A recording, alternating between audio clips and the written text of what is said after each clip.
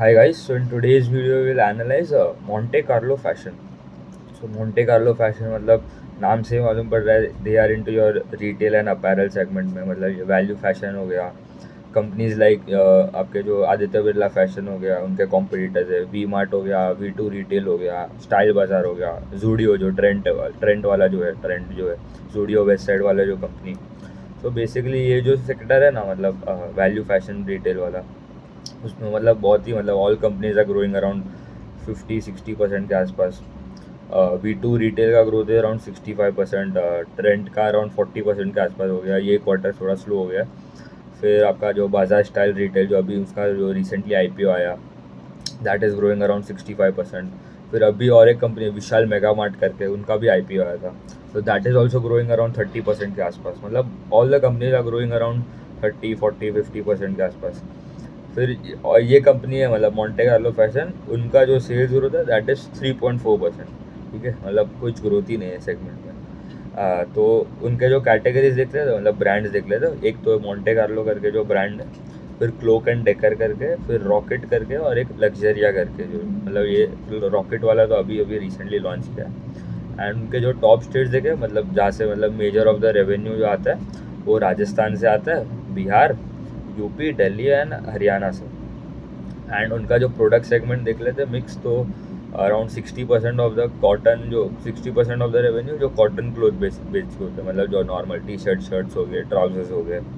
फिर उनका जो एक वुलन वाला सेगमेंट भी है, मतलब इन विंटर सीजन, मतलब सबसे ज़्यादा अभी जो यूज़ होएगा Q3 में सबसे ज़्यादा यूज़ होगा, Q3 Q4, Q4 में नहीं, Q3 में मेजरली यूज़ है। तो दैट इज़ अराउंड 18% वुलन वाला जो सेगमेंट।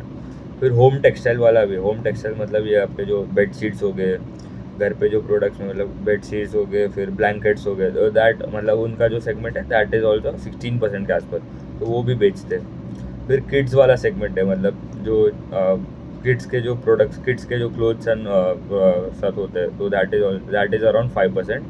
एंड 1% फुटवेयर से आता है, तो अभी वो लोग ने रिसेंटली लॉन्च किया था फुटवेयर वाला जो सेगमेंट है। फिर company has around 430 exclusive brand outlets, मतलब खुद के स्टोर है, मतलब मॉन्टे कार्लो नाम के हो गए, क्लोक एंड डेकर हो गया, रॉकेट एंड लग्जरी, उनके जो स्पेसिफिक मतलब वो दुकान में उनके प्रोडक्ट्स मिलेंगे।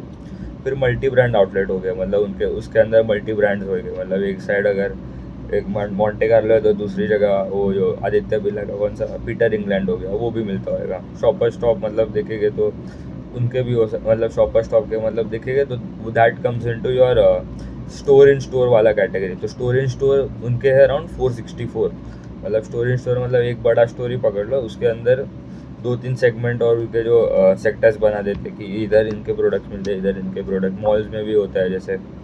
फिर नेशनल चेन स्टोर होते हैं, मतलब ये पैंटालून्स जैसे जो होते हैं, रिलायंस ट्रेंड्स हो गया, मतलब वहाँ पे भी उनके अराउंड 748 स्टोर्स में नेशनल उनका जो प्रेजेंस है that is in 748 stores, national chain stores जो होते हैं, national channel. And e commerce में भी मतलब अभी रिसेंटली दे हैव एंटर्ड, मतलब ये जो आपका एक हो गया आपका अमेजोन हो गया, फ्लिपकार्ट, वहाँ पे भी मतलब ये प्रोडक्ट सेल करते हैं। मार्केट कैप अराउंड 1800 करोड़ है, ROE is around 8% and ROC is around 15%। Sales growth तो था अराउंड 3.4% YOY।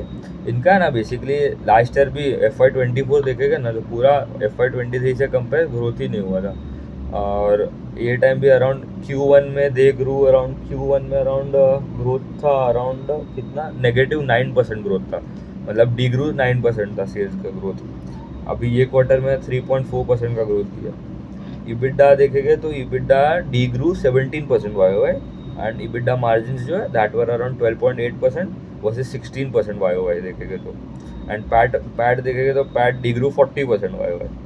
मतलब एक साइड में मतलब जो अपैरल सेगमेंट में ये जो वैल्यू फैशन रिटेल में V2 रिटेल हो गया, बाजार स्टाइल, वो ग्रो कर रहे हैं अराउंड 50-60%।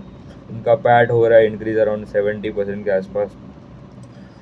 और इनका एक साइड देखें तो पैट डिग्रू 40% हुआ है। पैट मार्जिन देखते हैं तो अराउंड 3.64% है, वैसे 6.29% हुआ है, वहाँ पे भी डिटीरियरेट हुआ है। फिर कंपनी का गाइडेंस देख लेते हैं, मतलब क्या बोल रहा है कंपनी। H1 में तो मतलब अभी हो गया वो सब, अभी 3-4% ग्रोथ हो गया। H2 में कंपनी को क्या लग रहा है, कंपनी ने बोला कि वी विल जो सेल्स है इट विल बी फ्लैट और मिड सिंगल डिजिट्स। अभी फ्लैट मतलब अभी 0% ग्रोथ होगा, सेल्स का गाइडेंस है 0% ग्रोथ, मतलब इन्वेस्टर्स को तो कुछ मिला ही नहीं इसमें। And around mid single digit पकड़ लो, चलो 5% भी ग्रो करते, पी अराउंड 40-45 के आसपास है, कैसे मतलब वैल्यूएशन बैठेगा। एंड मार्जिन जो है उनके दैट विल इम्प्रूव 1%। एंड उनका जो they are going to add around 40-50 exclusive brand outlets, and they have already added around 20 in H1। H1 होता है basically your Q1 plus Q2 cumulative, मतलब दोनों को मिला के। एंड उन्होंने बोला है कि अभी तो ये मतलब अभी सेगमेंट में मतलब कंज्यूमर डिमांड ठंडा है, कुछ मतलब कोई आ नहीं रहा है। Q1 में तो बोल दिया था कि इलेक्शन है, हीट वेव है, कोई आ नहीं रहा है, फुटफॉल्स कम हो गए स्टोर्स में। अभी Q2 में तो अभी अभी बोलेंगे क्या बोलते हैं, श्राद्ध वाला सीज़न है इसलिए कोई शॉपिंग नहीं कर रहे। मतलब जो जो कंपनीज ग्रो कर पा रहे हैं, वो बोल रहे हैं कि कोई प्रॉब्लम नहीं, हम लोग तो मतलब श्राद्ध तो ऐसा थोड़ी है कि खाली मोंटे कार्लो को फेस करना पड़ेगा, B2 को भी फेस करना पड़ेगा, स्टाइल बाजार को भी फेस करना पड़ेगा, ट्रेंड को भी फेस करना पड़ेगा। दे आर ग्रोइंग अराउंड 65%, तो इनका growth is around 3% Y. And FY26 मतलब next year after March 2025 to March 2026 उनका they are given guidance for the sales to be around 10% growth Y देखेंगे तो रेवेन्यू का ग्रोथ। ठीक है, मतलब ऐसे कंपनीज मतलब ट्रैक करना पड़ेगा। पहले अराउंड उनका ग्रोथ अराउंड 20-25% था 2022 तक, आई थिंक 2022 के मिड तक, उसके बाद स्लो डाउन चालू हुआ था। एंड दे आर जो एडवर्टाइजमेंट का जो स्पेंड है, मतलब एडवर्टाइजमेंट प्रमोशन जो भी मतलब मार्केटिंग और वो सब करता है, that will be around 3% of the total sales. मतलब if you are doing around 100 rupees का सेल, तो 3 rupees will be spend on marketing, and वो सब ब्रांड एम्बेसडर को साइन करेंगे, नए एडवर्टाइजमेंट लॉन्च करेंगे। ठीक है, उतने रखते हैं, थैंक यू।